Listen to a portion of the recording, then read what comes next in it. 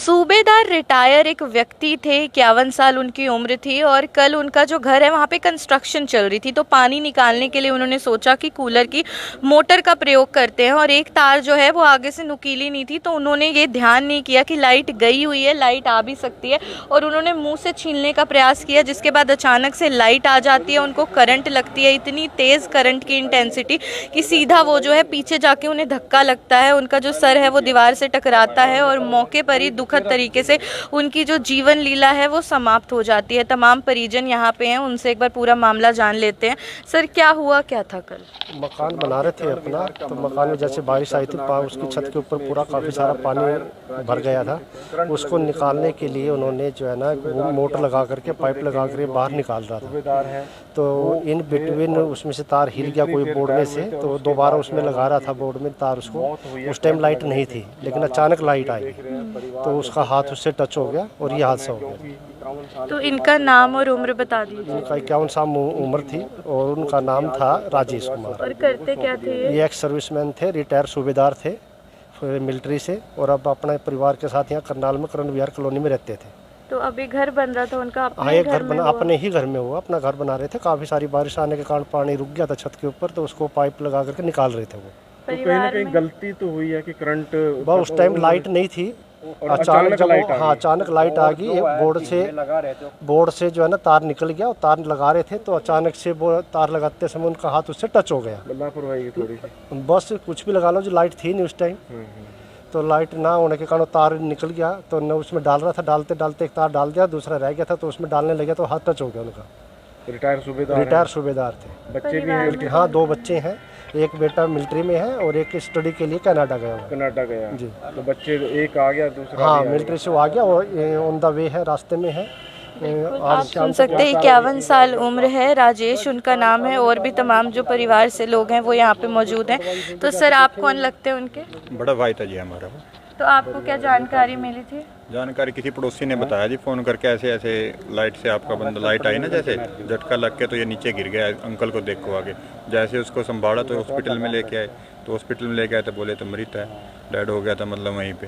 तो क्यों शरीर में पूरे में करंट से वहीं ऑटोमेटिक वहीं रहा, क्यों पानी था, पानी में पूरे में करंट फैल गया, तो फिर वो बच नहीं सके, मतलब ज़्यादा करंट आ गया, पूरी बिल्डिंग में ही करंट आ गया उससे, तो फिर वो मौके पर एक्सपायर हो गए थे वहीं पर। मतलब यहाँ हॉस्पिटल चल रहा है? हाँ, पोस्टमार्टम चल रहा है अभी। और मूल रूप से ये रहने वाले कहाँ के ये थे? गुडे के निवासी थे जी, कोंड गुडे के, और ये मिलिट्री अभी कर्ण विहार में रहते थे काफ़ी टाइम से। इसके 2 लड़के हैं, एक लड़का मिलिट्री में और एक कनाडा में स्टडी कर रहा है। बिल्कुल, आप सुनेंगे किस तरीके से 51 साल उम्र थी, राजेश उनका नाम था और एक्स सूबेदार थे, मिलिट्री से रिटायर्ड थे और करनाल की करण विहार कॉलोनी में अपने परिवार के साथ रहते थे। निर्माणाधीन मकान था, कंस्ट्रक्शन चल रही थी, रेनोवेशन चल रही थी, बारिशों का मौसम है, सावन भी है, छत पे पानी भर जाता है, तो राजेश जी ने सोचा कि क्यों ना मैं पानी खुद ही निकाल दूँ, कूलर की मोटर का इस्तेमाल करता हूँ, उसके प्रयोग से पानी को निकाल दूँगा। तो उन्होंने जब सोचा कि मैं सॉकेट में वायर अटैच करके उसको चला देता हूँ जो मोटर है, तो उन्होंने एक वायर अटैच कर दी, दूसरी उनसे नहीं हो पाई और उस वक्त लाइट थी नहीं, तो उन्होंने उस वक्त उतनी जो है सावधानी नहीं बरती, उनको लगा लाइट नहीं है।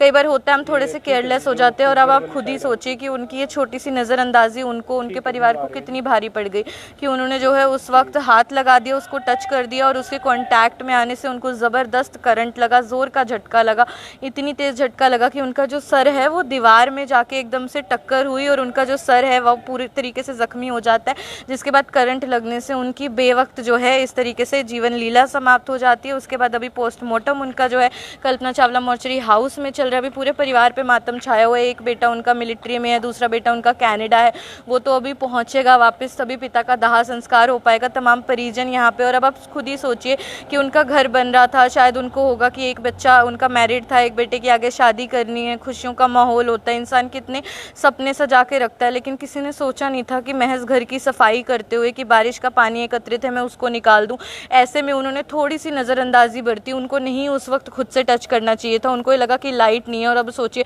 ये हमें तो नहीं पता होता लाइट अचानक से कब आ जाएगी, इसीलिए आपको बोला जाता है खासतौर पे बारिश का या सावन का मौसम हो, बिजली की नंगी तारें होती हैं, इलेक्ट्रिकल अप्लायंसेस होते हैं, जितना हो सके इनसे दूरी बना के रखिए, क्योंकि वैसे भी बारिश ना भी हो तब भी, क्योंकि करंट के इतने मामले सामने आ रहे हैं जहाँ पे करंट लगने से अचानक से इतने लोगों ने दम तोड़ दिया है कि गिनती भी बहुत ज़्यादा है, और इसलिए आप लोगों से इतनी अपील करूँगी, इस खबर को दिखाने का इतना सा एक महत्व है कि आप लोग थोड़ा चौकन्ना रहिए, सावधानी बरतिए। बिजली की जो नंगी तारें होती हैं, कई बार हम सोचते हैं मुंह से उसको छील दें, हाथ से हम उसको टच कर देते हैं, या फिर हम अचानक से ऐसे चलते हुए टच कर रहे हैं, बारिश की वजह से करंट आया है, हमें नहीं पता होता कौन सी तार में करंट है, कहाँ पे नहीं है। तो आप खुद ही सावधानी बरतिए, वरना छोटी सी नज़रअंदाजी आपकी जान भी ले सकती है और आपके पूरी परिवार के ऊपर भी दुखों का पहाड़ बन सकती है।